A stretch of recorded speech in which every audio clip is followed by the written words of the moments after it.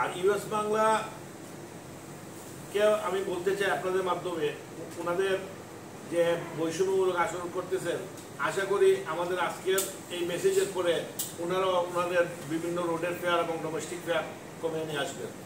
নবয়ার যদিও ডোমেস্টিকে শুধু ওনারা চলাচল করে, থ্যাঙ্কস ওনাদের head of sales mister Mezba সাহেবকে, উনি সাথে সাথে ফোন ধরে উনি নিজেই বলছেন যে জন্য আমরা ফেয়ার ডাউন করে ফেলবো, সেজন্য নবয়াকে ধন্যবাদ। এইবেলা আমার বক্তব্য শেষ করলাম। বর্ণনা জানিয়ে যে আমরা বিভিন্ন সংগঠন ক্যাটাসি ডেভেলপমেন্ট সহ অন্যান্য সংগঠন এটাই আমরা বলি যে এর সাথে জয়েন্টলি কোলাবোরেশন করে মুভমেন্ট পাই। জি জি, আমরা অবশ্যই আমাদের সিলেটের প্রবাসী সহ আমাদের সিলেটের যে মূল গতকালকে যে বক্তব্য দিয়েছেন ওনাকে ধন্যবাদ দিই, ওনার সাথে আমরা একমত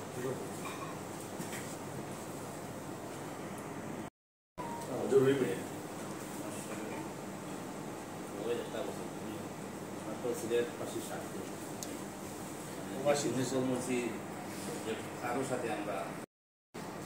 প্রচুর টুরিস্ট আসে, কিন্তু আমরা সিলেটের ভালো।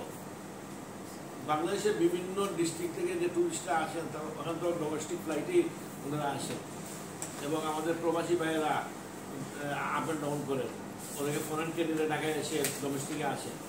তাদের সাথে আমরা প্রবাসী সহ আমাদের জনাব আশিফুল চৌধুরী সাহেব যে গতকালকে একটা ব্রিফিং করেছেন, ওনার সাথে আমরা সহমত করে আমরা আগামী যে কোনো ধরনের সিদ্ধান্ত নিতে আমরা এবং আমরা সহমত পোষণ করি।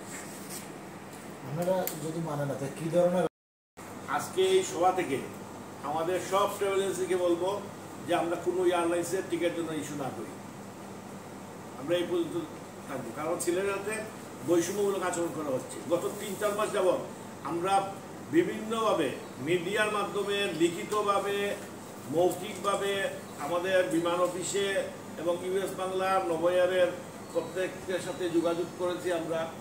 এখন আমরা যখন যোগাযোগ করে ওনারা কোনো সাড়া দিচ্ছেন না, তাহলে আমরা আন্দোলনে যেতে হবে। আর সেই আন্দোলনে সিলেটবাসী সবাইকে নিয়ে আমরা আন্দোলনে একসাথে আন্দোলন করবো, দরকার হলে রাস্তা নামবো, মানববন্ধন করবো, অফিস ঘেরাও করবো, বাংলাদেশ অফিস ঘেরাও করবো। ঠিক আছে,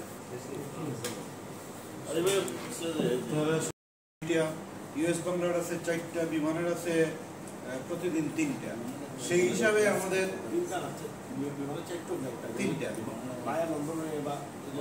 ডোমেস্টিকে ওদের আছে 3টা।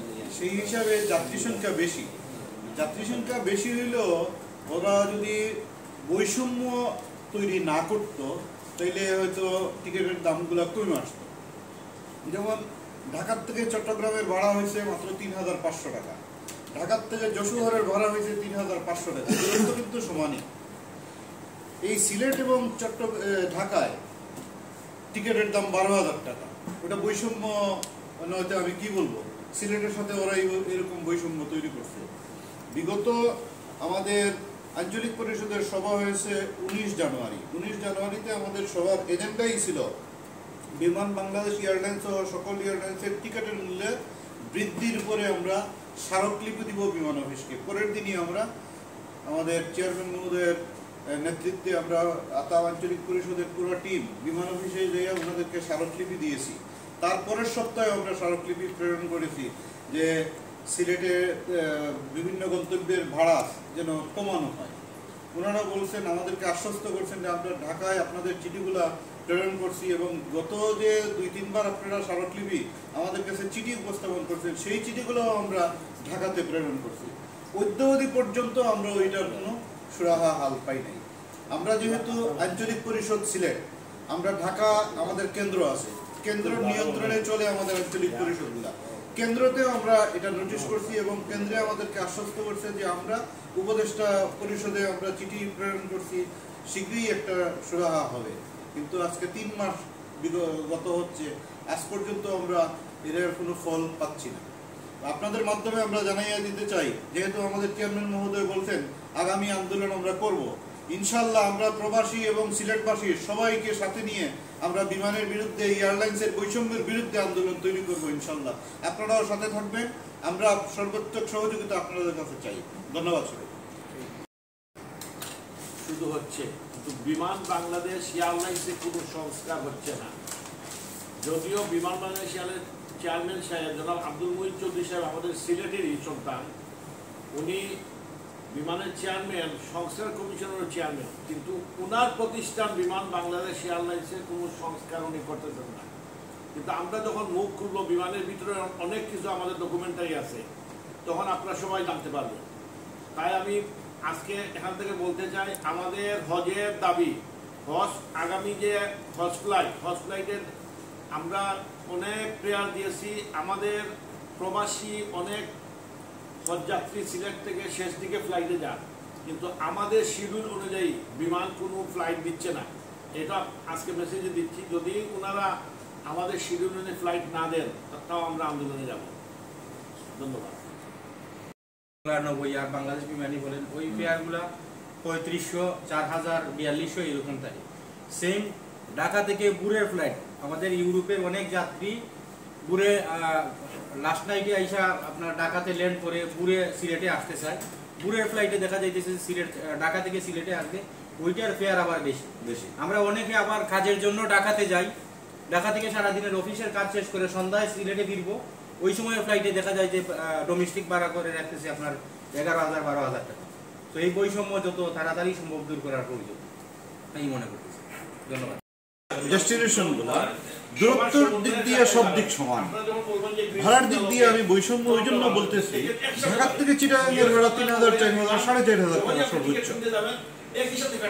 ঢাকার থেকে রাজশাহীর ভাড়া 3,500, 4,000 টাকা, কিন্তু সিলেট থেকে ঢাকার ভাড়া 10,000, 12,000, 14,000 টাকার সিট পাওয়া যাচ্ছে না।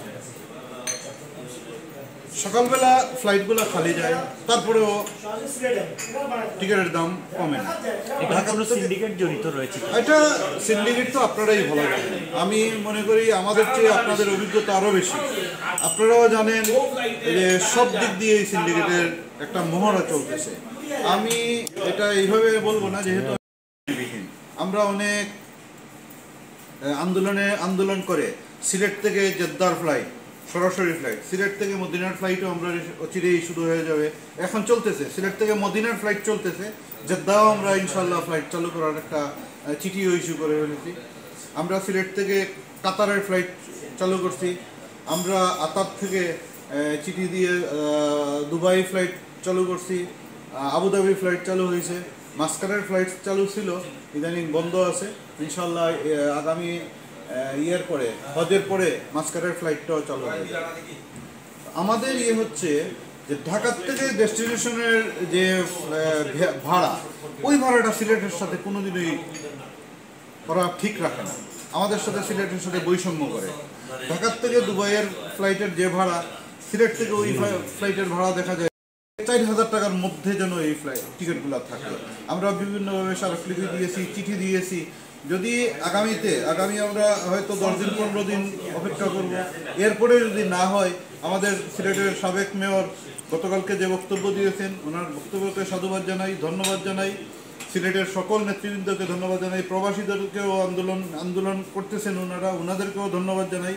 আমাদের সিলেটের ব্যবসায়ী মহলের পক্ষ থেকে আমি আতাব সম্পৃক্ত থাকবে ওনাদের সাথে, আতাব আন্দোলনে ওনাদের সাথে থাকবে, আমরা আন্দোলন শুরু করব, ওনারাও আমাদের সাথে থাকবেন ইনশাল্লাহ। আমরা আগামী কয়েকদিনের মধ্যে ওনাদের সাথেও বসবো, আমরা কিভাবে আন্দোলন করব সেটা একটা দিক নির্দেশনা আমরা তৈরি করব, পরবর্তীতে আপনারা জানাবো ইনশাল্লাহ। সিলেটের গত কয়েকদিন ধরে একটি বার্নিং ইস্যু হচ্ছে সিলেট ঢাকা এবং ঢাকা সিলেট রুটের ডোমেস্টিক ফ্লাইটের টিকিটের মূল্য বৃদ্ধি। আমরা আজকে এখানে আটাপ নেতৃবৃন্দ একটি আলোচনা সভা, জরুরি সভা করছেন। ওনারা এখানে বলেছেন যে দেখা যায় যে যখন ঢাকা, চট্টগ্রাম, ঢাকা, রাজশাহী, ঢাকা, যশোরের রুটে বিমানের যে ফ্লাইট, তার চেয়ে দ্বিগুণ 3 গুণ হারে সিলেটের যাত্রীদের কাছ থেকে বাড়া যায়। আরেকটি বিষয় হচ্ছে যেটা আমাদের ঢাকা সিলেট মহাসড়কের উন্নয়ন কাজ চলমান আছে, এটা 6 লেনে উন্নীত হবে।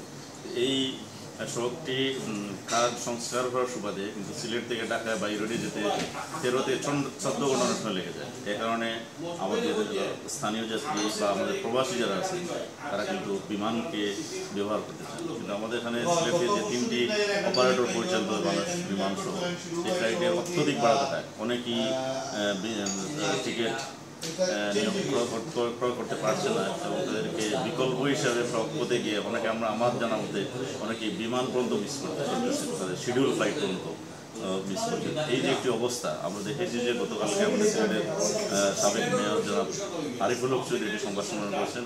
তো আমরা লন্ডনে greater Sylhet development council of West for Bangladesh তারা কিন্তু প্রচুর আন্দোলন করছে এবং আমরা মনে করি বিমান এই যে 3টি অপারেটর আছে বিমান ইউএস বাংলা নভোয়ার তাদেরকে বাড়া একটি যৌক্তিক পর্যায়ে নিয়েছে। পাশাপাশি আমাদের এখানে সিলেট যদি প্রবাসী অধ্যুষিত অঞ্চল মানে সিলেট লন্ডন প্লাস লন্ডন সিলেটের ফ্লাইটে কিন্তু টিকিটের মূল্য বিশেষ করে আমাদের প্রবাসীরা যারা তারা কিন্তু বিমান ইউজ করতে চান, তারা সেই কাঙ্ক্ষিত ন্যায্য মূল্যে তার টিকিট না পেয়ে কিন্তু অন্যান্য অপারেটরের প্রতি তারা যুক্ত হচ্ছে। এই যে একটি অবস্থা, এই দম্বদ্ধ অবস্থা থেকে আমার মনে হয় বিমানের সাথে সংশ্লিষ্ট যারা আছেন বা আমাদের ব্যবসা বাণিজ্য বিমান পরিবহন এবং পর্যটন মন্ত্রণালয় আছে, বিমানের চেয়ারম্যান মহোদয় আছেন, ওনারা এই বিষয়ে একটি পদক্ষেপ নেবেন যাতে সিলেটের যাত্রীরা সিলেটের প্রবাসীরা স্বস্তিতে নির্বিঘ্নে চলাফেরা নিশ্চিত করতে পারে।